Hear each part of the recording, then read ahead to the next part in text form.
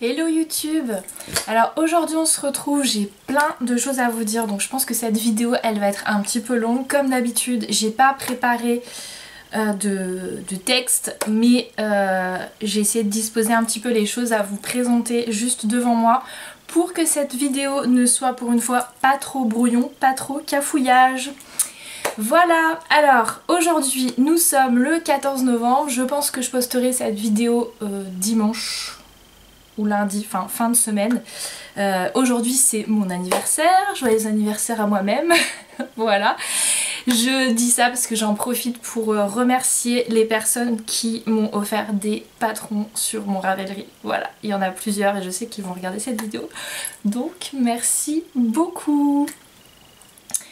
Deuxième info beaucoup plus importante cette fois-ci, ça y est, j'ouvre ma boutique en ligne de laine teinte à la main. C'était pas prévu à la base quand je me suis lancée dans la teinture.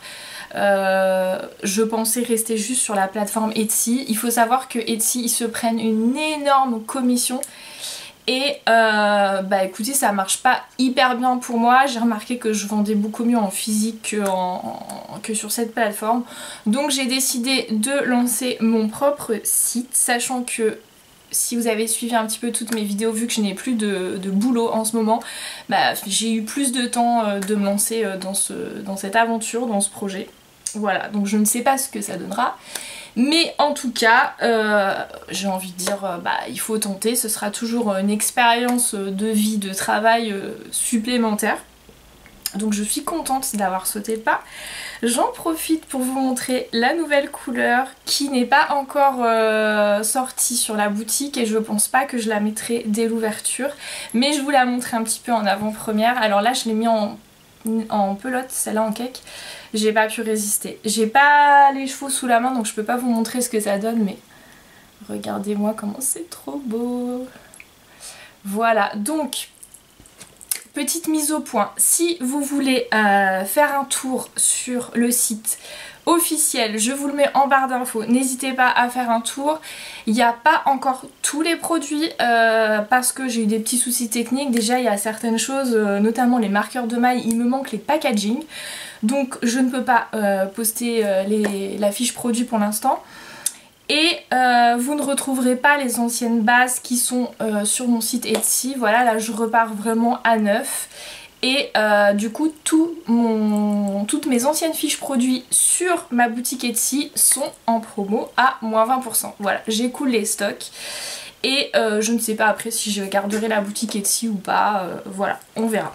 Donc petite moyenne grande parenthèse terminée, on va commencer tout de suite par ce qui vous intéresse le plus je suppose. Donc les projets terminés. Alors cette fois-ci j'en ai 3, avec toujours une chaussette, comme d'habitude. Et je vous spoil tout de suite, si vous avez regardé ma précédente vidéo, j'étais censée terminer le pull pour ma fille.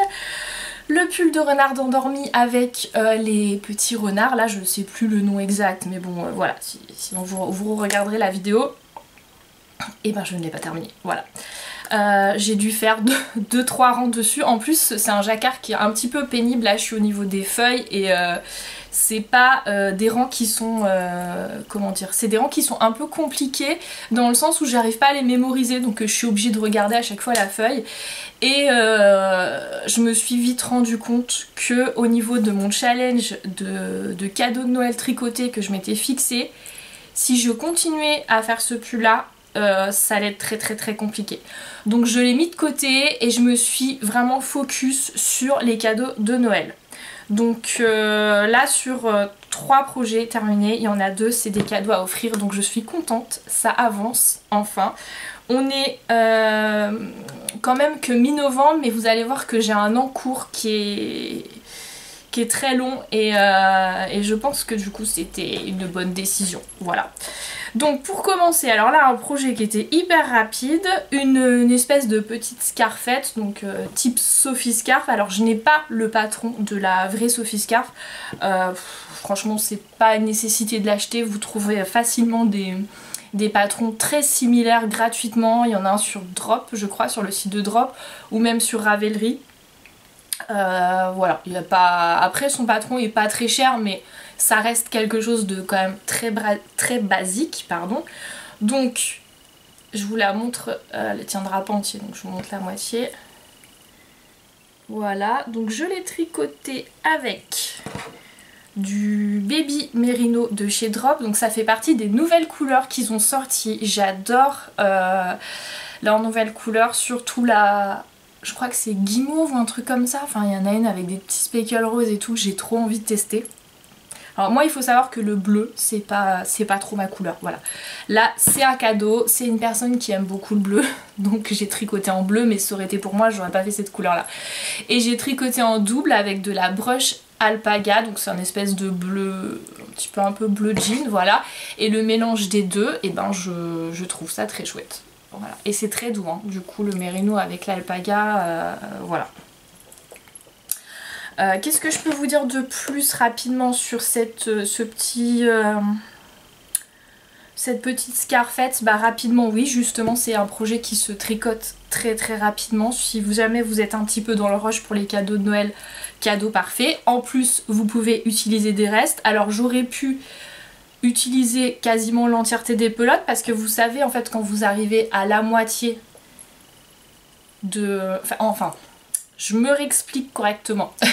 D'abord, vous pesez vos pelotes et quand vous voyez qu'il vous reste que la moitié, à peu près, un petit peu plus quand même pour être sûr, et ben vous passez à la deuxième partie tout simplement. Et après vous faites vos diminutions. Voilà, c'est facile en fait de calculer pour que voilà, pour qu'il vous reste quasiment plus rien.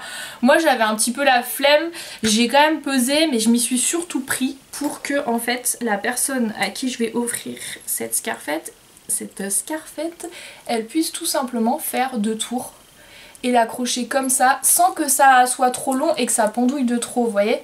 Parce que si j'avais été un peu plus au bout de la laine, bah, ça aurait peut-être pas fait aussi joli. Alors que là je trouve que vraiment la longueur elle est parfaite. Donc n'hésitez pas à essayer au fur et à mesure.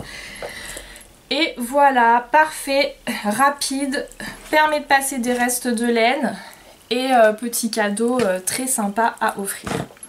Ensuite, alors là... un projet qui était censé être tout simple, pas prise de tête et finalement qui a été beaucoup plus, j'irais pas dire compliqué, mais il y a eu pas mal de mésaventures. Voilà. Donc je vous avais présenté le bouquin qu'a sorti Stéphaline Med. Évidemment, je ne l'ai pas là. Je l'ai cherché partout là avant de tourner la vidéo pendant 10 minutes. Impossible de remettre la main dessus. Surtout que je voulais vous le montrer parce que j'ai pris plein de notes et puis bah je peux pas. Voilà, donc on va faire sans. Donc je crois que je vous avais dit, j'avais acheté la laine pour faire le gilet berger. Il s'agit de la brush, je me rappelle jamais le nom de ce fil. C'est la alpaga bouclée je crois. Ouais, donc la drop alpaga bouclée. Pour tricoter ce gilet, donc je vous invite... Voilà, c'est joli. C'est très joli. Voilà, regardez, j'ai cousu une petite étiquette. C'est très joli. Alors je vous le montre pas sur moi parce que j'ai déjà un petit pull, mais ce que je vais faire, je vais me décaler. Comme ça je vous montrerai juste là des photos portées. Et j'en profite pour continuer mon petit blabla. Donc comme vous avez pu voir, la construction elle a l'air assez simple, c'est le cas. Donc il faut savoir que dans le livre de Stéphaline Med, elle vous met un lien vers la vidéo YouTube, puisque à la base, avant qu'elle écrive son bouquin, tous ses patrons étaient déjà disponibles gratuitement sur YouTube. Donc moi je trouvais le concept super sympa et j'ai décidé de la soutenir en achetant son livre. Et comment dire, je cherche une façon de tourner les choses. Il y a plein d'erreurs. Il y a plein de problèmes dans ce bouquin. Alors, je pensais que ça venait juste de mon patron, mais après avoir discuté sur un fil de conversation en ligne, un espèce de forum, j'ai vu qu'il y avait d'autres personnes qui avaient d'autres problèmes avec d'autres patrons de ce livre. Donc, je vous réexplique, parce que là ça part un petit peu dans tous les sens. Donc quand j'ai commencé à tricoter ce gilet, j'ai pris le bouquin et j'ai pris la vidéo YouTube en même temps. Je trouve ça vachement pratique d'avoir le livre, avoir les explications, parce que des fois, notamment pour se rappeler le nombre de mailles, le nombre de rangs, etc. Quand vous avancez un petit peu dans la vidéo, on peut être un petit peu perdu, c'est bien d'avoir le récap sous les yeux. Et ben je me suis tout de suite rendu compte que déjà il y avait des incohérences entre le nombre de rangs, le nombre de mailles, etc. Du patron du bouquin et de la vidéo YouTube. Donc déjà il a fallu que je fasse, bon bah qu'est-ce que je prends, 16, 17, c'était des 16 ou 17 rangs, bon bah tant pis je vais faire 16 rangs, allez au pif quoi. Voilà. Donc il y avait ça comme problème. Ensuite, deuxièmement, il y a des grosses coquilles dans le patron. C'est-à-dire qu'à un moment, elle vous dit, je sais pas, tricoter 50 répétitions ou 50 rangs, je sais plus. En gros, c'était la moitié. Fallait en tricoter 25. Mais quand vous regardiez le nombre de mailles, vous vous rendiez tout de suite compte que c'était pas possible. Il y a des erreurs qui étaient un petit peu plus, comment dire, un peu plus subtiles on va dire. Notamment, donc la drop alpaga bouclée, elle est conseillée d'être tricotée en aiguille 5 mm. Et là dans le patron, elle vous dit de tricoter avec des aiguilles 8 mm. Donc moi je me suis laissée porter au début, hein. Voilà, je ne savais pas qu'il y avait des erreurs. Donc j'ai commencé à tricoter mon gilet et je vais garder exprès le début, oui parce que du coup j'ai recommencé là. Voilà ce que ça donne. Donc je sais pas si vous vous rendrez bien compte mais c'est tout mou, ça se tient pas du tout, mais quand je dis c'est tout mou, en fait on dirait un filet, voilà. On dirait un filet de pêche, ça ne va pas du tout, voilà. C'est beaucoup trop déjaugé. Donc suite à ça, je me suis dit tant pis, je vais tricoter en double. Donc en parallèle, j'avais prévu 4 pelotes parce que c'est ce qu'elle conseillait par rapport à la taille que je faisais. Donc je me suis dit je vais recommander du fil parce qu'à mon avis si je tricote en double, j'aurai pas assez. Donc j'ai recommandé du fil.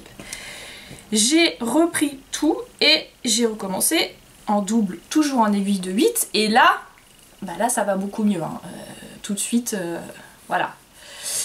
Et j'ai re-regardé la vidéo parce que je me suis dit putain c'est pas possible, comment elle arrive à avoir ce résultat sur la photo avec ce fil là en tricotant en simple. Et je vois bien que dans la vidéo elle tricote en simple, mais en fait elle tricote pas avec ce fil là. Alors que quand vous regardez les photos du bouquin, c'est bien présenté comme étant tricoté en alpaga bouclé de drop. Voilà, parce que d'ailleurs c'est peut-être eux qui ont sorti le bouquin, je sais plus c'est qui l'éditeur, mais en gros tous les patrons de ce livre sont tricotés en drop. Et en fait non, elle tricote un autre fil, une autre marque. Voilà, donc c'est peut-être pour ça que qu'il y a eu ce problème. Voilà. Ensuite, qu'est-ce que j'ai eu d'autre comme problème ? Le nombre de mailles qui n'allait pas, le nombre de rangs qui était incohérent, des grosses coquilles encore, parce que des problèmes avec des nombres de rangs, il y en a eu plusieurs fois, l'erreur. Voilà, je crois que c'est à peu près tout. Je trouve que c'est déjà pas mal sur un petit patron aussi simple que ça. Et ce qui me pose problème, c'est pas la première fois que je trouve des erreurs dans des bouquins, mais là, le nombre de coquilles qu'il y a, je me dis c'est pas possible. Il n'y a pas eu de relecture du bouquin, c'est pas possible. C'est tellement énorme les erreurs qu'il y a, donc il faudrait qu'ils sortent un correctif ou même j'ai envie de dire, tellement c'est gros, il faudrait carrément même qu'ils retirent les bouquins et qu'ils les rééditent en corrigeant les erreurs parce que là, clairement, c'est pas possible. Moi, ça va, là, j'arrive à presque 1 an de tricot. C'est censé être un bouquin pour les débutants, d'où le concept d'avoir les vidéos complètes avec le livre.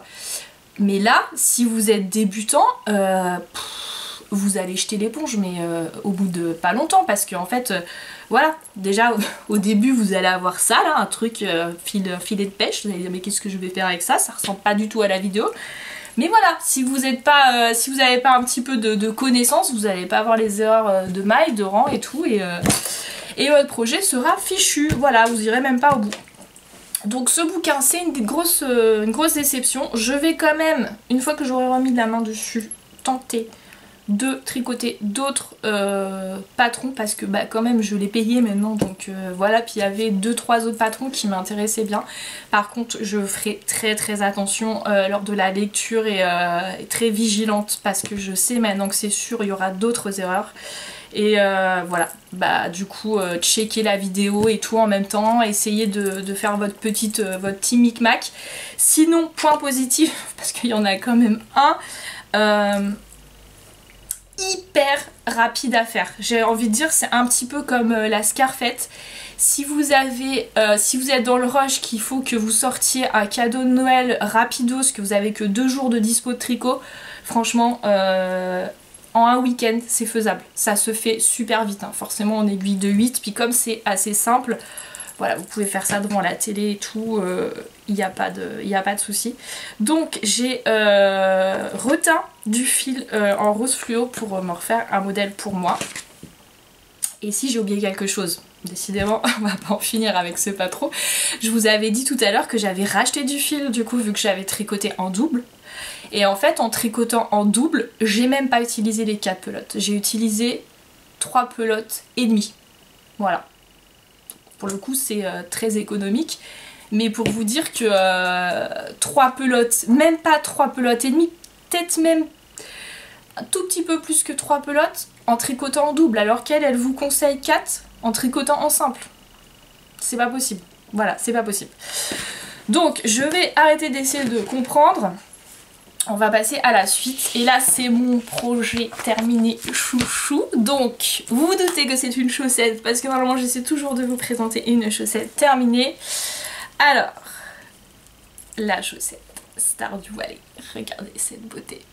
Elle est toute mouillée, hein, parce qu'en fait je l'ai terminée hier, donc je l'ai mis au blocage, et puis là évidemment avec le temps qui fait, bon bah voilà, elle va mettre 4 jours à sécher, c'est sûr. Elle est trop belle, et vous savez quoi? Mon pied rentre dedans. Mais alors j'ai galéré de fou pour l'enfiler, ce que je n'ai pas compris au début, parce que vous savez... Alors, je vous refais pas tout le micmac des explications, des grilles de jacquard, parce qu'il y en a plein, c'est un patron qui est assez complexe.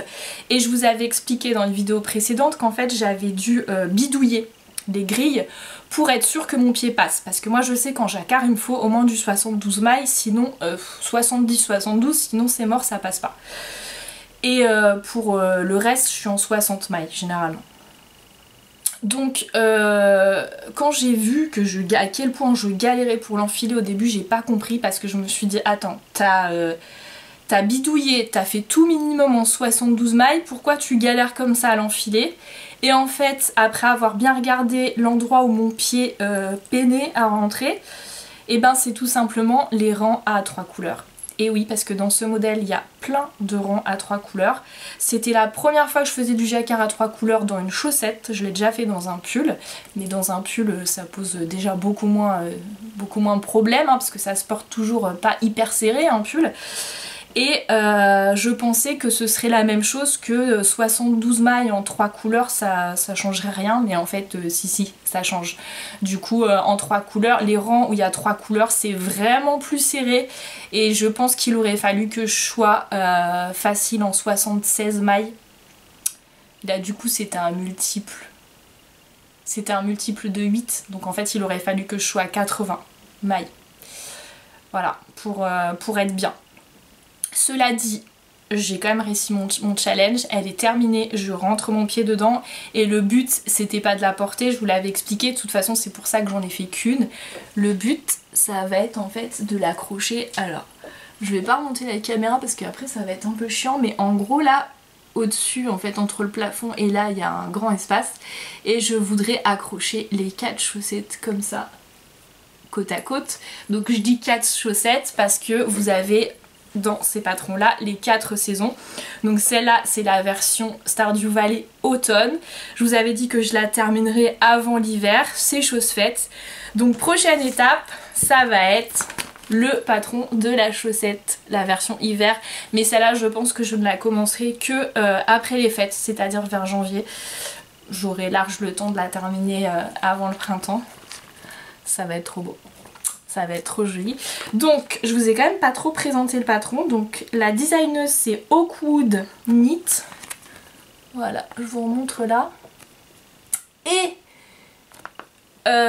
j'ai vu sur son Instagram qu'elle avait sorti, c'est la coïncidence, hein, qu'elle avait sorti là un e-book qui regroupe ces 4 patrons de chaussettes.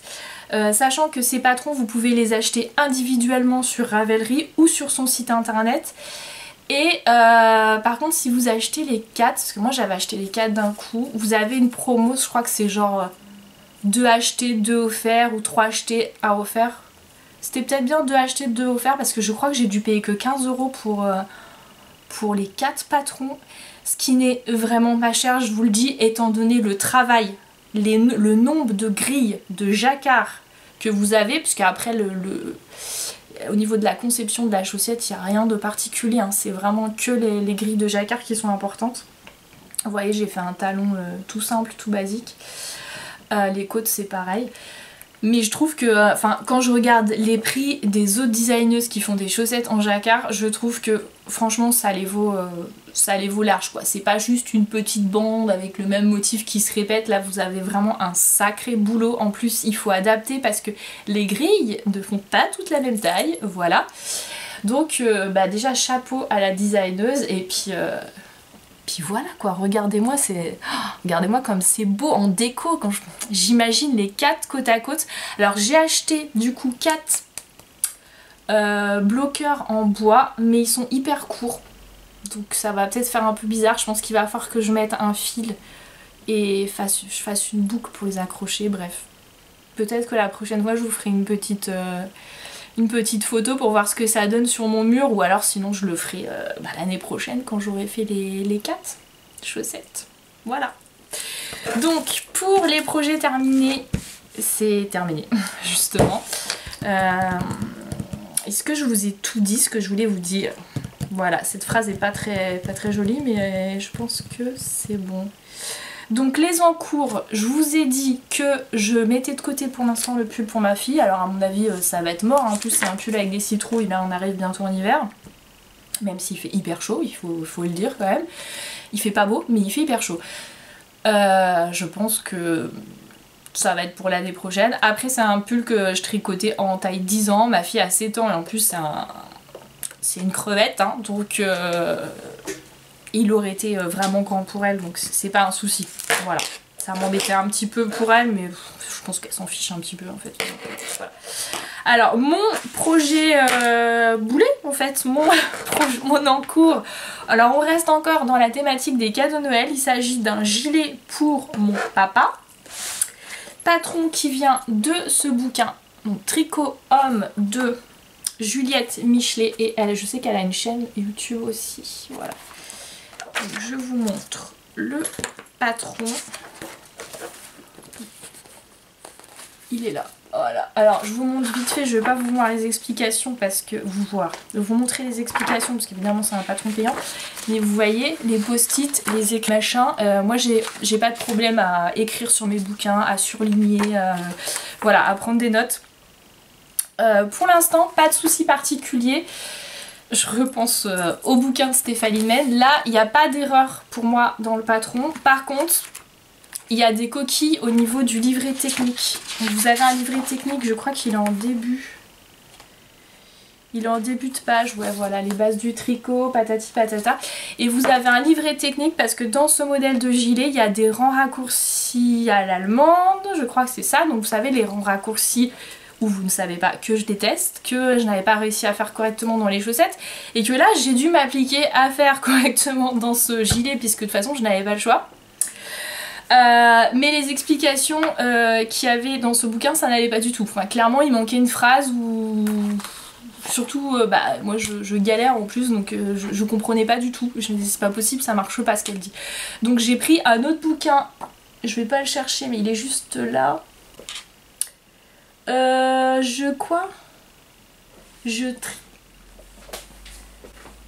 Voilà, je deviens expert au tricot de Liz Taylor, qui est une petite bible aussi, il est génial ce bouquin. Et donc j'ai pris les explications des rangs raccourcis dans ce livre, et là pour le coup c'était parfaitement. C'était parfait, parfaitement parfait. Bref, voilà. Petit tips pour les rangs raccourcis, vous savez que après quand vous reprenez, vous devez retricoter les deux brins de la maille ensemble, et moi c'est ça qui me posait problème, à chaque fois je me plantais. Donc là ce que j'ai fait, bon, c'était un petit peu fastidieux mais franchement ça a super bien fonctionné. J'ai pris les petits marqueurs de maille en poule comme ça, et à chaque maille double que je créais, en fait autour des deux brins, enfin des deux mailles, pas des deux brins de la maille, autour des deux mailles, je mettais mon petit marqueur en poule. Comme ça, quand j'arrivais après, la fois d'après, à cette maille-là, je savais qu'il fallait que je tricote les deux en même temps. Et ben cette fois-ci, j'ai réussi. Voilà, je suis contente. Après un an de tricot, j'ai enfin réussi. Je suis pas sûre que je puisse faire cette méthode pour les chaussettes parce que vu que le fil est beaucoup plus petit sur les aiguilles, ça va peut-être être plus galère. Je ne sais pas. Il faudra peut-être que je teste. Deuxième chose, si, félicitations à moi. Au bout d'un an de tricot, j'ai enfin compris comment détricoter. Et oui, parce que je vous l'avais dit la dernière fois que j'avais des soucis, j'avais des mailles qui étaient vrillées dans cette chaussette. Les endroits où j'avais détricoté, en fait, les mailles, elles étaient toutes tournées. Tout simplement parce que effectivement je ne prenais pas, en fait quand je détricotais ma maille, donc je reprends la maille du dessous, je défais et je tire le fil, et en fait je ne la prenais pas dans le bon sens, donc elle était à chaque fois tournée. Et ça j'ai mis un an avant de m'en rendre compte. Voilà, il n'est jamais trop tard, n'est-ce pas?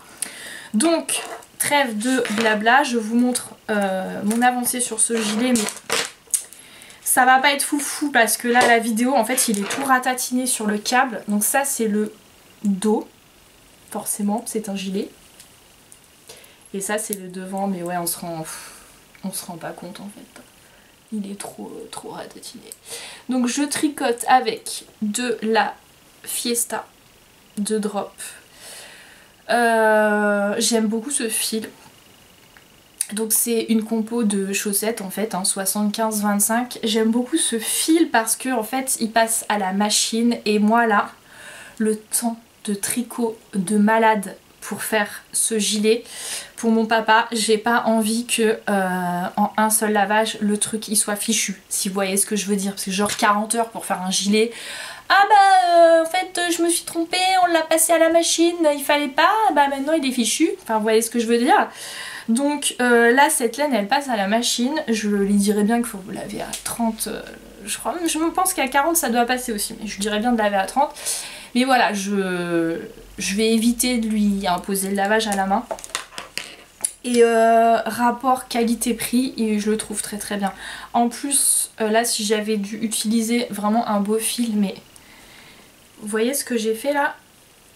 J'en suis déjà à plus de 4 pelotes. Je suis même pas encore à la séparation du corps et des manches. Il me reste encore 10 répétitions je crois. Je sais pas combien je vais en passer, après ça va, j'en avais acheté plein, hein. Mais heureusement que ce fil est pas cher. Après moi j'aurais pas acheté par contre du fil 100% acrylique parce que ça je valide pas du tout, j'aime pas du tout, mais je trouve que ça c'est un très très bon compromis, voilà. Donc rien de dire de plus je pense sur ce gilet, hein. Vous voyez pour l'instant il est encore... J'ai passé je pense l'étape la plus compliquée, en fait c'est un col double, vous voyez, qui est rabattu, et après vous repartez, vous tricotez en aller-retour. Le bas du col là, la reprise, j'ai recommencé 2 fois. Parce qu'à chaque fois en fait j'avais oublié, il faut laisser 5 mailles de libre au début et à la fin, tout simplement parce que quand vous aurez terminé le gilet, bah, il va falloir coudre à l'intérieur là, glisser le bout là, un zip. Donc je m'étais plantée. D'ailleurs j'ai refait 2 fois et je me suis encore bourrée sur un côté. Donc j'ai carrément coupé avec des ciseaux et fait une espèce de petite couture pour pas que ça s'effiloche. Mais en vrai ça va, ça fait la blague, ça fait le job, et en plus ce sera derrière donc ça se verra pas. Voilà, parce que c'est bon, au bout de 2 fois recommencer. Alors qu'en fait maintenant j'y pense, c'était tout con le truc, mais comme j'avais jamais fait et au début je savais pas trop où j'allais, bah je comprenais pas. Une fois que vous avez la visu, que vous avez le truc en tête, après ça va, là je le referai, j'aurai aucun problème pour... je pense pas que je ferai d'erreur quoi. Et puis après vous avez des rangs raccourcis, donc là on voit bien les raglans, ouais c'est ça. voilà, qui se dessine. Et puis bon bah après quand j'arriverai au corps et aux manches, je me fais pas trop de soucis. La couture du zip, il faut un zip de 70 cm que je n'ai pas encore acheté à la main. Je pense que ça va être ça va être une étape sympathique, si vous voyez ce que je veux dire. On a terminé, donc qu'est-ce que je peux vous montrer de plus pour la partie tricot, c'est terminé. Au niveau des achats, il n'y a pas grand chose, comme je vous avais expliqué, ou que je vous l'ai déjà dit tout à l'heure, je n'ai plus de boulot en ce moment, donc j'essaie d'être plus que raisonnable. J'ai eu un petit code promo sur le site Hobby, donc j'ai encore racheté de la laine à chaussettes. Est-ce que j'en avais vraiment besoin ? Sachant qu'en plus j'en teins, donc je pourrais faire aussi des autorayants moi-même, mais je suis pas une grande fan d'autorayants à teindre, du moins. Mais je n'avais pas de couleur de fil à chaussettes, je crois que j'en ai peut-être une pelote, et je ne comptais pas en teindre cette année sur ma boutique, peut-être l'année prochaine, mais cette année c'était pas prévu que je fasse de coloris dans ce thème-là, donc j'en ai profité pour acheter... bébé dans le bon sens. Ces 3 couleurs, il y en a une, il y a plein de petites, enfin c'est pas des paillettes en fait, c'est du lurex. Celui-là, on va être sincère, hein, il fait pas trop Noël en fait, mais je l'ai vu, hein, je l'ai pris quand même parce que j'aimais bien la couleur vert comme ça avec pas mal de teintes de vert différentes, mais je l'utiliserai pas pour Noël, je pense pas. Par contre ces deux-là, parfait. Donc il y a moyen que ces pelotes là, ou alors l'autre que j'ai là-bas, la Regia, servent pour le cal que sortira Renome d'hiver. Peut-être que je vous mettrai le lien vers sa chaîne.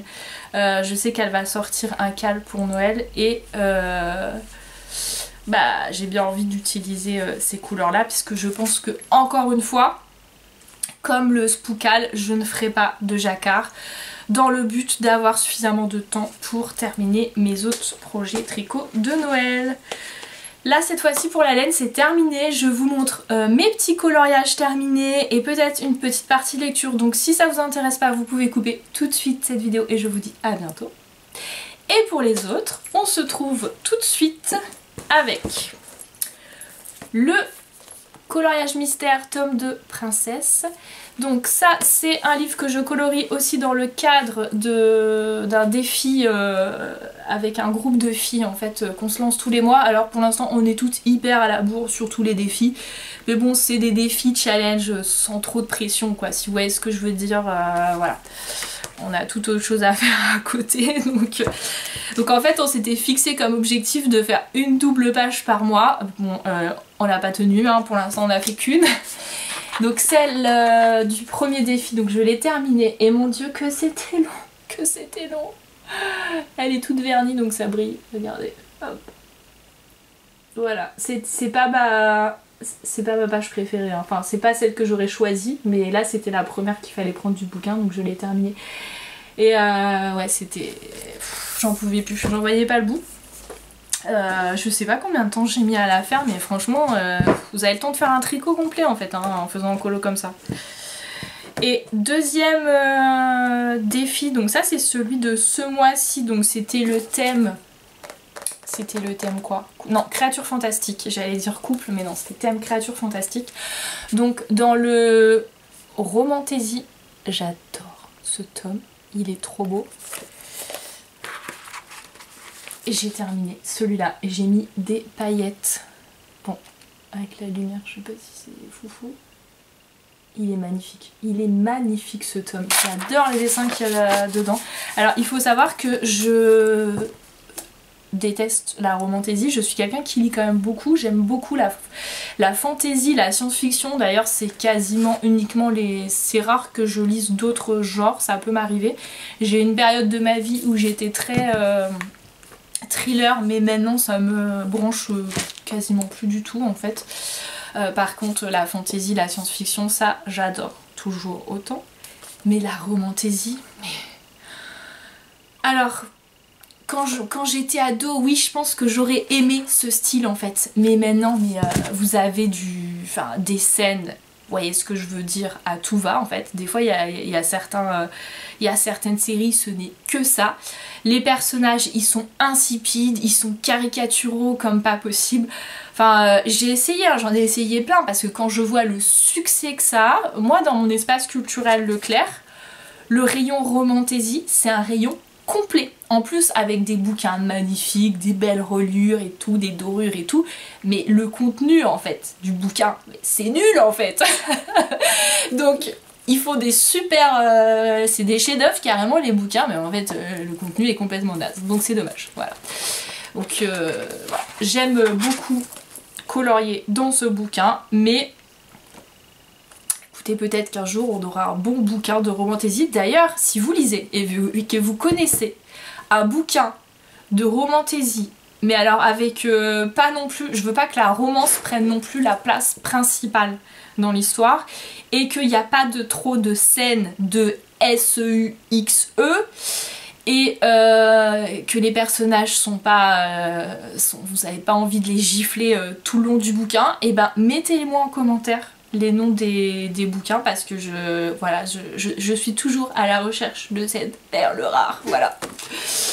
Donc point lecture, c'est la première fois que je vous fais un point lecture je crois sur cette chaîne. Je voulais vous présenter, je fais encore une aparté, dites-moi d'ailleurs si vous voulez que je vous présente à chaque fois les bouquins que je lis qui m'ont vraiment... qui m'ont marqué et qui potentiellement pourraient peut-être vous intéresser. Donc, parenthèse fermée. Donc je vous présente un livre jeunesse ma foi, pas pour les ados prépubères en mal d'hormones quoi, enfin vous voyez ce que je veux dire. Prospérine, virgule point, et la phrase sans fin de Laure d'Argelos peut-être, voilà. Donc c'est un livre jeunesse qui est écrit par une française. C'est hyper bien écrit. Alors, je vous parlais des romans, de la romantaisie, mais même des romans young adultes en général. J'ai souvent beaucoup de mal avec ce genre littéraire parce que souvent je trouve que c'est très mal écrit. Et comme je vous dis, en fait, les personnages, ils sont insupportables. Par contre, je trouve que dans la littérature jeunesse, on arrive à trouver des pépites qui sont qui peuvent très bien être lues par des enfants, mais également par des adultes, et qui sont beaucoup mieux écrits que les romans pour les ados. C'est complètement le cas de ce livre-là. En plus, regardez, il est beau quand même, hein. Il est en hardback aussi, le papier est de très bonne qualité et c'est hyper bien écrit. Bah, en plus comme c'est une française, l'avantage c'est que du coup vous n'avez pas les soucis que vous auriez pu avoir avec une version traduite. C'est bourré de jeux de mots. Donc si vous aimez comment dire, les bouquins un peu cosy, mais avec quand même une intrigue, des personnages hyper attachants et une plume délicieuse avec des jeux de mots, etc. Et ben allez-y, foncez, parce que c'est c'est de la littérature doudou. Vous voyez, je pense à tous les livres cosy que je vois passer en ce moment et que j'ai dû en télécharger un ou deux sur ma liseuse, j'ai essayé d'en feuilleter et tout, mais c'est pareil, je trouve que c'est pas bien écrit. Souvent les tournures de phrases, les plumes sont moches en fait. c'est pas très bien exprimé, mais les tournures de phrases sont pas très belles. Je trouve qu'il n'y a pas de recherche même au niveau de l'histoire et tout, alors que là pour le coup vous avez une vraie intrigue. Franchement la fin, la résolution du truc je l'ai pas vu venir, alors que pourtant c'est un bouquin jeunesse, donc ça c'est quand même il faut faire fort quand même, hein, parce que généralement vous voyez un petit peu qui a commis le truc, enfin vous voyez le truc longtemps à l'avance normalement, mais là pas du tout. Et les personnages ils sont adorables. Donc il y a une petite romance entre guillemets, mais c'est un livre jeunesse, donc il y a pas de... ça reste très gentillé quoi, si vous voyez ce que je veux dire, voilà. Donc je le redis, petit bouquin cosy, tout mimi, qui va pas vous prendre la tête mais que vous allez pouvoir quand même lire avec délice, avec votre petite tasse de thé. Allez-y, foncez.